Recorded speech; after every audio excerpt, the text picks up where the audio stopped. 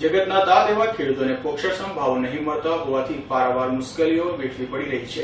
ત્યારે ખેડૂતોએ આજે સૌરાષ્ટ્ર ખેડૂત લડત સમિતિના નેજા હેઠળ ત્રિકોણ બાગ ચોક ખાતે ધરણાનો કાર્યક્રમ યોજી વિરોધ દર્શાવ્યો હતો।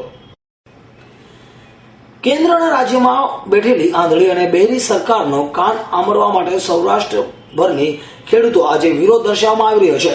તપાસ અને મગફળીના ટેકાના ભાવો 1000 થી 1200 રૂપિયા થવા જોઈએ તો જ ખેડૂતોના પોષાય તેમ છે। ખેડૂતોના પોષણક્ષમ ભાવો માટે છેલ્લા ઘણા દિવસોથી વિવિધ આંદોલનના કાર્યક્રમો યોજાઈ રહ્યા છે।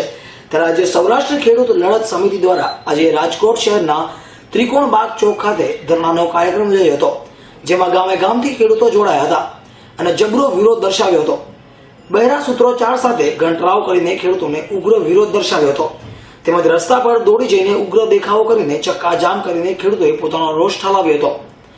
હાલની તકે ખેડૂતો દ્વારા કરવામાં આવેલ ઉપજનું 60 થી 60% જેટલું વેચાણ થઈ રહ્યું છે, તેમ છતાં સરકાર દ્વારા માત્ર 600 રૂપિયા પોષણક્ષમ ભાવ આપવામાં આવી રહ્યા છે, જે વધારીને 1000 થી 1200 રૂપિયા કરવામાં આવે તેવી માંગણી ખેડૂતો દ્વારા ઉચ્ચારવામાં આવી રહી છે।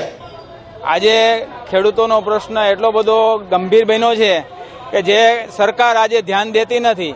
ખરેખર ખેડૂતની પડતર શું થાય છે એ ખરેખર સરકારે વિચારવું જોઈએ। પહેલાના વખતમાં રાજાઓ પોતાના સાદા વેશે રૈયતની તપાસ કરતા હતા અને શું તકલીફ હતી તેને પૂરેપૂરું ધ્યાન દેતા હતા। આજે ખેડૂતની પડતર 1000 થી 1100 રૂપિયા સુધીની એની પડતર થાય છે, એને બદલે અત્યારે ખેડૂતને 600 થી 800 ની વચ્ચે માત્ર મળે છે, જે એને ખર્ચા પણ મળતા નથી, એને નુકસાની જાય છે। આવા વખતે અત્યારની જે એક જ સરકાર ભાજપ છે કેન્દ્ર અને રાજ્યમાં, છતાં પોષણક્ષમ ભાવો માટે 2 મહિના સુધી રાહ જોવડાવે છે। ખેડૂતોને આજે લાખો રૂપિયાની નુકસાની થઈ રહી છે, 60% તો માલ વેચાઈ ગયો છે। સૌરાષ્ટ્ર ખેડૂત લડત સમિતિ જે 1992 થી ખેડૂતોના પ્રશ્ને છે આંદોલન ચલાવી રહી છે। અમારી સ્પષ્ટ માંગ છે કે ખેડૂતોને કપાસ ઘરમાં 1000 રૂપિયાનો મણ પડે છે, એને કમસે કમ એક મણના 1200 રૂપિયા ટેકાનો ભાવ મળવો જોઈએ। એ જ રીતે મગફળીના 1000 રૂપિયા ટેકાનો ભાવ મળવો જોઈએ।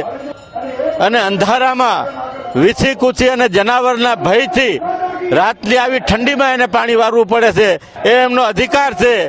ખેડૂતો કોઈ ભીખ નથી માગતા, એનો અધિકાર માગે છે। ખેડૂતોની જણસ જેટલી ઉત્પાદન થાય છે એ જણસના ઉત્પાદનના ભાવ શું છે એ બજાર સમિતિ એનું મૂલ્યાંકન કરે અને એની ઉપર હરાજી બોલાય અને એને પૂરતા ભાવ મળે એવું રક્ષણ આપવું જોઈએ। Devang Bhojani, S9 news, Rajkot.